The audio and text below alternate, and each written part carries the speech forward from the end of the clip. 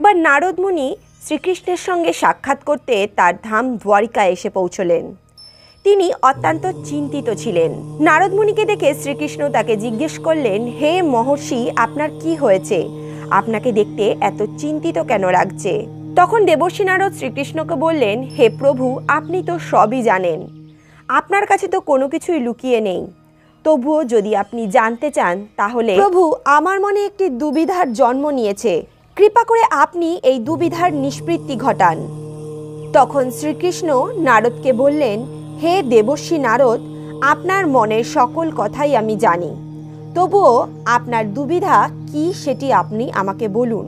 তখন নারদ মুনি বলেন, হে প্রভু, আমি জানতে চাই খিদে, পিপাসা, ঘুম ও আশা এই চারজনের মধ্যে কে সবচেয়ে বড়, কোনটা ছাড়া মানব জীবন অচল। তখন শ্রীকৃষ্ণ নারদ মুনিকে বললেন, হে দেবর্ষি, আপনার এই প্রশ্নের সমাধান আমি অবশ্যই করব, তবে এই প্রশ্নের সমাধান করার আগে আপনি একটি কথা শুনুন। এই কথার মাধ্যমেই আপনি আপনার এই প্রশ্নের উত্তর পেয়ে যাবেন। এক রাজ্যে খিদে, পিপাসা, ঘুম ও আশা নামের 4 বোন থাকত। একদিন সেই 4 বোনের মধ্যে সংঘর্ষ বেঁধে যায়। খিদে বলে আমি বড়, পিপাসা বলে আমি বড়, ঘুম বলে আমি বড়, আর আশা বলে না আমি বড়। এরপর এই 4 বোন তাদের বিবাদ নিয়ে রাজার কাছে যায়। প্রথম জন বলে আমি বড়, দ্বিতীয় জন বলে আমি বড়, তৃতীয় জন বলে না আমি বড়, চতুর্থ জন বলে না আমি বড়। এইভাবে রাজার সামনেও তারা নিরন্তর যুদ্ধ করতে থাকে। তাদের কথা শুনে রাজা অত্যন্ত দুশ্চিন্তাগ্রস্ত হয়ে পড়েন। এরপর রাজা খিদেকে বলেন যে, খিদে, তুমি বলো তুমি কিভাবে বড়? তখন খিদে বলে যে, আমি এই কারণেই বড় যে আমার জন্যে সমস্ত বাড়িতে উনুন জ্বলে, ভালো ভালো খাবার তৈরি হয়। এরপর যখন আমাকে থালা সাজিয়ে সেসব খাবার দেওয়া হয়, তখন আমি আমার ক্ষুধার নিবারণ করে তৃপ্ত হয়ে খাই, সেই কারণেই আমি বড়। খিদের কথা শুনে মহারাজ আদেশ দেন সমগ্র গ্রামবাসীকে আজ থেকে আর কোনো বাড়িতে উনুন জ্বলবে না, কোনো বাড়িতে আজ থেকে যেন খাওয়ার না তৈরি হয়। তারপর আমি দেখি খিদে কিভাবে বড়। যখন খিদে পাবে তখন সে কি করে সেটা আমি দেখতে চাই। এরপর সারা দিন কেটে গেল, দিন গড়িয়ে রাত আসলো। পরদিন সকাল হলো। খিদের তখন খিদে পেল। তখন সে এদিক ওদিক খাবার খুঁজতে লাগলো। সে যখন কোথাও কোনো খাবার পেল না, তখন সে বাড়িতে পড়ে থাকা বাসি ভাত খেতে লাগলো। পিপাসা এই সব কিছু সেখানে দাঁড়িয়ে দেখছিল। তখন সে রাজার কাছে ছুটে যায় আর রাজাকে বলে, রাজামশাই, খিদে হেরে গেছে, সে বাড়িতে পড়ে থাকা বাসি ভাত খেয়েছে, দেখুন আমি সবচেয়ে বড়। তখন রাজা বললেন, ঠিক আছে, তুমি যদি বড় তাহলে তুমি বলো তুমি কিভাবে বড়।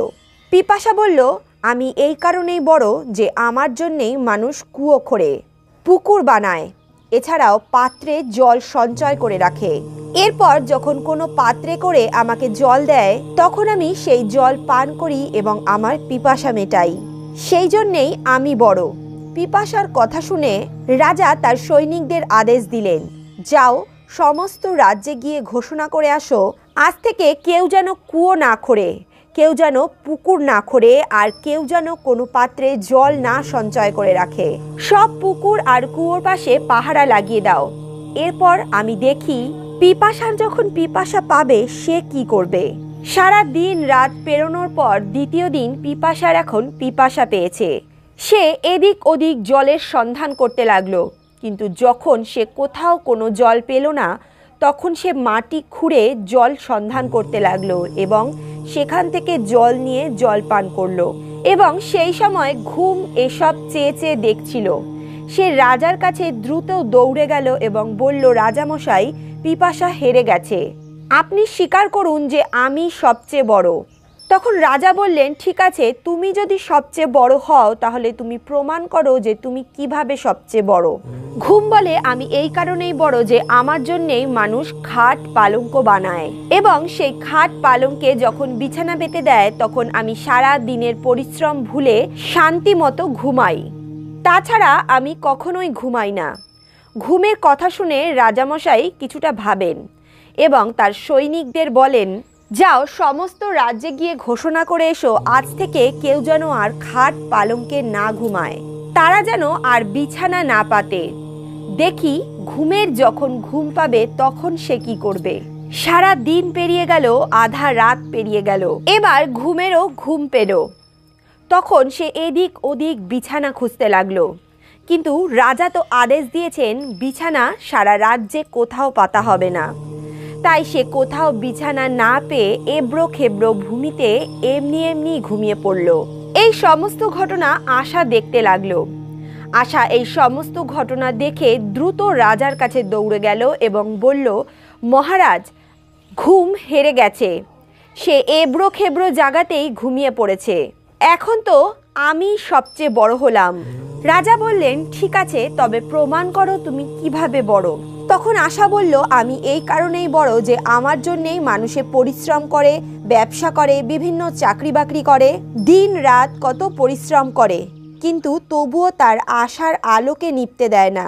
এসব কথা শুনে রাজা তার সৈনিকদের আদেশ দিলেন এবং বললেন, যাও সারা রাজ্যে ঘোষণা করে এসো, আজ থেকে যেন কেউ কোনো পরিশ্রম না করে, কেউ যেন কোনো চাকরি না করে, কোনো ব্যবসা বাণিজ্য না করে, এবং কেউ যেন তার অন্তরে আশার প্রদীপ না জ্বালায়।